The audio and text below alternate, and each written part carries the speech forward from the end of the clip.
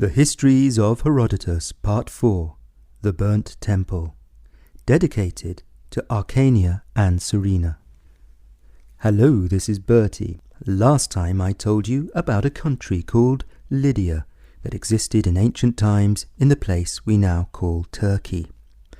Much of what we know about Lydia comes from the histories of Herodotus, but there is also evidence from archaeology, which means digging into the ground to find relics from the past. For instance, you can see gold coins from ancient Lydia. Some of them are now in the British Museum. The capital of Lydia was Sardis, and if you go to Turkey, you can explore the ruins of this ancient city. And not far from Sardis, archaeologists have found impressive tombs of the Lydian kings, including Gyges and his great-grandson Aliates, who features in this story. Aliates became king of Lydia 610 years before the birth of Christ.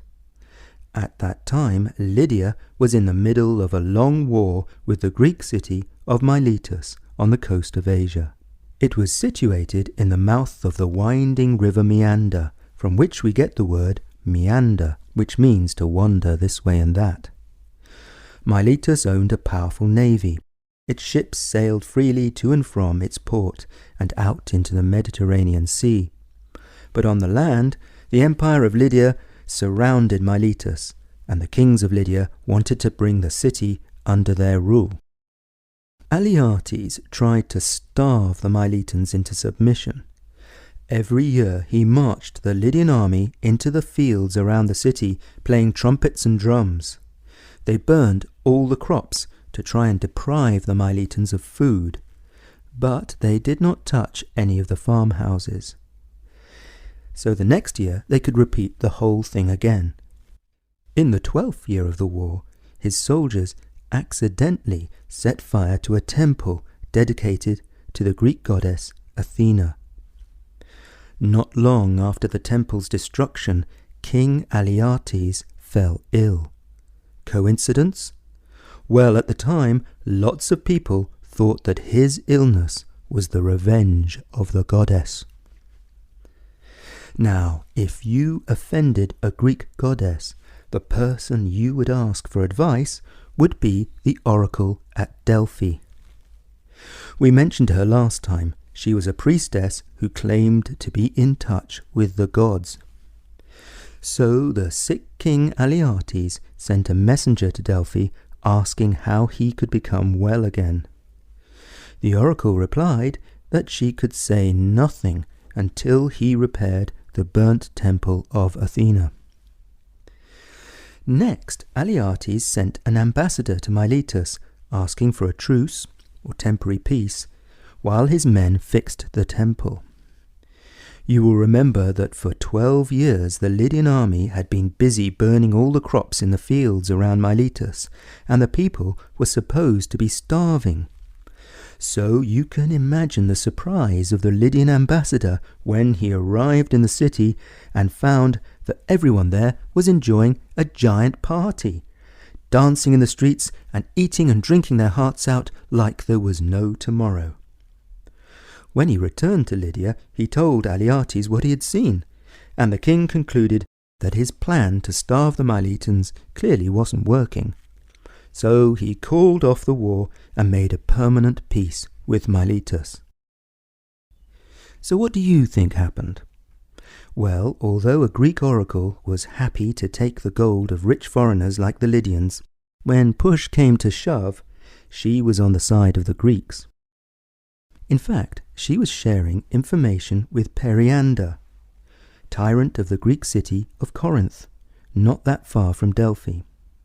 You may recall that Periander featured in the story of Aaron and the dolphin.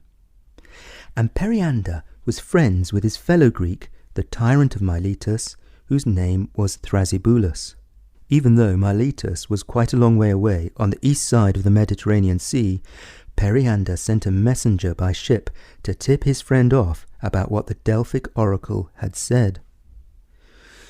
As a result, Thrasybulus was ready for the ambassador from Lydia. he ordered all the food and wine to be taken out of the stores, including his own, and for everyone to have a great party. That's how the Greeks, with the help of their oracle of Delphi, tricked the Lydians. After that, King Alyattes became well again. What do you think happened? Was his illness and recovery just a coincidence, or was it to do with the burning and rebuilding of the temple? As for Alyattes himself, he was so grateful to the oracle and the Greek goddess that he built not one but 2 new temples to Athena.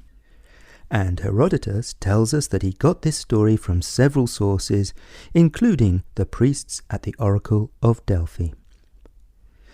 So this story is an early example of espionage, which is when you use spying and secret information against an enemy. Because the Greek leaders and the oracle were quietly working together, they were able to trick the powerful Lydian Empire.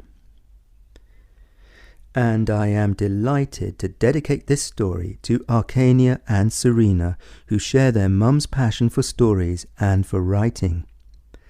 And their mum Alma was born in China and now lives in the USA. She tells us that we have loads of listeners in China where kids and adults like our stories for entertainment and for learning English. In fact, we are also aware that we have listeners around the world, including in Russia, Iran, Korea, the Philippines, and Vietnam, and other places too. And I would like to say a big hello to our global audience. Thanks for listening. And also to say thank you again to Arcania and Serena and their mum Alma for supporting us on Patreon. Don't forget, if you're listening on the podcast, you can visit our website storynori.com for the full text and for the illustration drawn by me, and to leave comments, all done anonymously and in a kid-friendly manner. For now, from me Bertie on storynori.com, goodbye.